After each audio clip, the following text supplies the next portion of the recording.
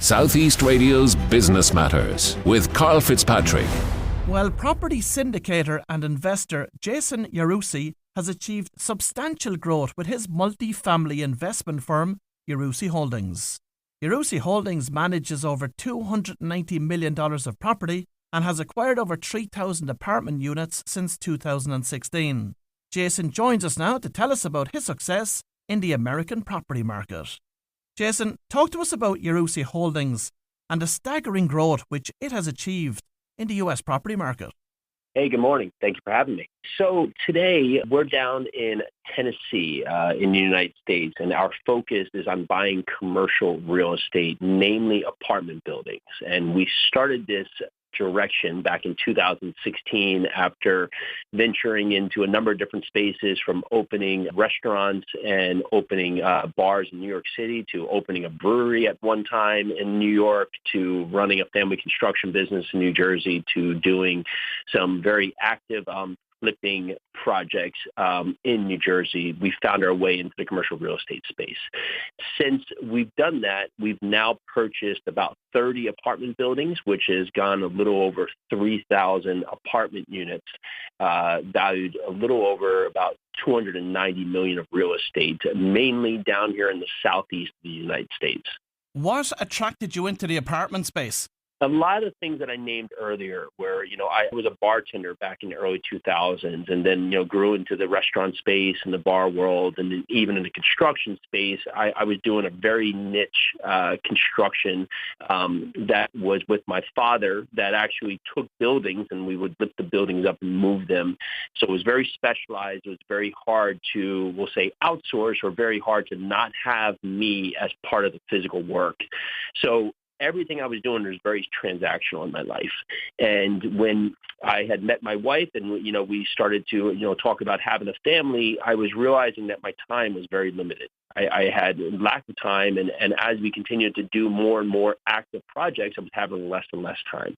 So we were looking for something that we could go out there to be able to do while getting the benefits of being able to control our day.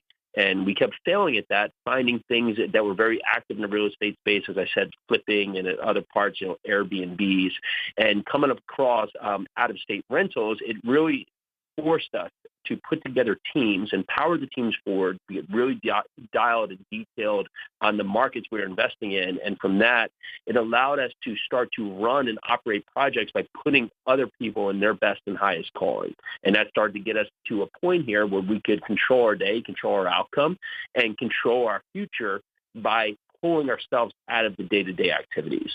How did you finance those 3,000 apartment buildings? Yeah. So we typically partner where we get a bank, and it could be a bank, it could be a typical just local branch, regional branch, to bigger banks that are, Fannie and Freddie lenders, to credit unions, or some that are called like construction loans, like a bridge lender. They'll typically make up anywhere between 60 to 75% of the purchase of the property. Beyond that, we will bring equity to the table, and we do that through raising capital through our network and the network that we've grown over the course of the last few years. So the partner part of bringing equity, along with getting a bank or on from the debt side, is how we'll go there and acquire these projects. Are they multifamily units? They are multifamily units, and the typical tenant is workforce housing. In America right now, we're at a really low point in the amount of available workforce housing. Everybody builds new, and they're building at a part where it prices a lot of people out to where the core need is here in America. And even with the pace of building, we need close to 16 million apartment units, or just units in general, housing units, over this decade from 2020 to 2030. And we're only on pace to build about 11 million. And this just comes off the financial reset we had in 2007, is that a lot of developers pulled back from building. So we've had many years where we haven't built enough housing, and it's put a real big deficit in terms of what's needed today, which puts a lot of strain and a lot of stress on the workforce, right? So just middle America. So we buy garden-style apartment buildings that are really need to have some updates to them and really need to come into their own to be updated until today. And we go and make them better places to live, which in fact provides better housing opportunities for those that meet that. I want to speak to you next about the Live 100 and how it drives transformation. So talk us through each stages of the program. The big part that I started working with in Live 100 is that I would get a lot of questions on how, I went from just being a bartender to making choice changes to really adapt to where I was, but really get myself to where I wanted to go. And it's never a perfect journey, right? We start to step with a goal in mind, but however, the roadmap, right, the roadway we're on is really what continues to change, right? And so we have to find our discipline, our resilience, and our accountability. And I started to build a lot of habits in my life that started to make not massive changes at first, but small changes, right? Just the way I'd look at the day, the way I would show up, the way my mind would start to notice when I was being negative, the way I would start my day, right? I started to make these small changes that over time really created a snowball effect to make larger and larger changes. And it just came with choice. It came with choice and knowing that I had a lot of bad habits that needed to be changed, right? Needed to be broken so I could inhibit good habits that could start to make the future that I wanted. And when I thought about this and I started getting a lot of questions on it, it was all coming back to three principles, right? Three foundational blocks of me choosing to break my bad habits, to build future momentum so I can magnify success. And with Live 100, those are the building blocks that really are the core foundation for the program. And so I've now helped people just discover and be self-aware of where they are so they could just own their greatness and position themselves for where they want to go, right? And so that's a lot of what the break block is about, is that we have to just be self-aware of who we actually are today. And trust me, like if you are someone who's overweight or you don't have the money you want or you just don't have the relationship you want, that's fine. But we have to be truthful for ourselves of where our starting point is. Because with our starting point, we can start to set course for the destination of where we want to go. And that helps us through the build block there where we start to intentionally execute and just be uncomfortably brave into the parameters that are in front of us. Because, even with my life today, right, the more you do, the more larger problems that are going to come up. And that's where you have the opportunity to either say that this is something that I'll never be able to overcome, or I can look at it as that this is how I can create more impact by finding bigger solutions. It led me to build a life of momentum, which carries forward to the last block, which is magnified, right? Once you get into the stage here where you've now put yourself and are reinforcing good habits, you're now going there and you're now positioning yourself to have a momentum in your life. You can now magnify the success you're having by having accelerated growth, by having all-inspiring rise, by putting yourself to really just unbeatable habits that can continue to be refined. So we help people through that journey, and it can really help those who are on the outside of just a couple things, right? They're just knowing they have more to give, but they just feel stuck, right? They know they want more, but they just don't feel that first step. They don't know how to really pinpoint their goals. We help to empower them forward so they can get to the life that they know they should have. From your experience, is one of the major obstacles and challenges here that people just don't want to make the sacrifice to reach that success that they really want? It's always more comfortable to stay where you are, even if you hate and despise where that is, because the fear of the unknown paralyzes us. And so that's always a big barrier, is that first step seems like we're stepping off a 10-story building when in fact it's just off a curb. And what separates the ones who get what they want and the ones that they don't, it's not massive change. It's just consistent, daily, repetitive actions despite what's in front of us.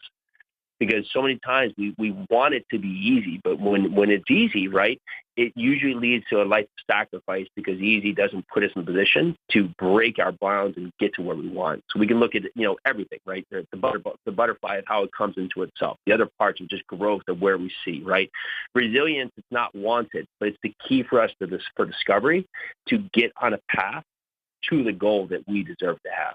Many stand on the sideline waiting for something bigger to happen and want a lot of hope, but they don't realize all the potential that's in front of them, right? Because with the potential in front of them comes the opportunity for them to go out there and seize the opportunity. And what's the one habit that you've seen over and over again that people need to develop to break through?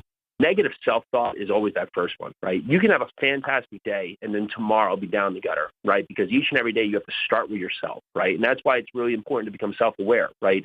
If you're looking at the world as negative, right? If you wake up in the morning and it's raining out and that's ruined your day, or someone cuts you off in traffic and that's the worst thing that ever happens, or, you get up and the first thing you're doing is telling yourself how you'll never, have anything positive, you'll never meet anyone great, right? You're already setting yourself behind. And so the first thing you have to do is just reinforce in your mind all the abilities and all the successes that you deserve to have. So it starts with your mind, and it's not something that is, it's not something that ever doesn't have to happen. Each and every day you have to continue to reinforce yourself, reinforce positivity into your mind, into what your outcomes deserve. And as you do that, it gets easier and easier. However, it leads you start to have steps that start to be intentional, because the positivity that you start your day with carries through to everything else that comes behind it. And finally, Jason, the Live 100 program, who is it most suited to? I have an avatar in my mind. It's actually, I started thinking of this because, we have people that we've coached in the past, and there was a gentleman here that, he was stuck in a job, and with the job he had, he felt unfulfilled, right? He had a couple kids, and with the job led him to many hours where he couldn't really find ways to eat well, he couldn't find ways to exercise, and he just wasn't making the income that he really wanted to have. And what that meant was that his wife, instead of being able to, they wanted to have her stay home with the kids, she couldn't, right? She had to go out there and do a job that she just did not like, right? And with that, the kids and the time he had was just not being spent well. So going back and just looking at the core principles of what it was, is that he had opportunities to make change, very easy changes, to go out there and seize opportunities in the real estate space. But he was so petrified that if he made any change right now, his entire life would blow up and everything would fall over. But just by making his mind ready, that he was ready for this change, he was ready for all the things in front of us, he was able to go out there and capitalize on some great real estate projects that had just always been at his fingertips. And it started to lead to his wife being able to not leave her job immediately. However, she was able to take a position where she was able to start working remote a couple times a week, right? To that part when she started work, to go fully remote. And it truly pulled her out of the job that she didn't want to be in.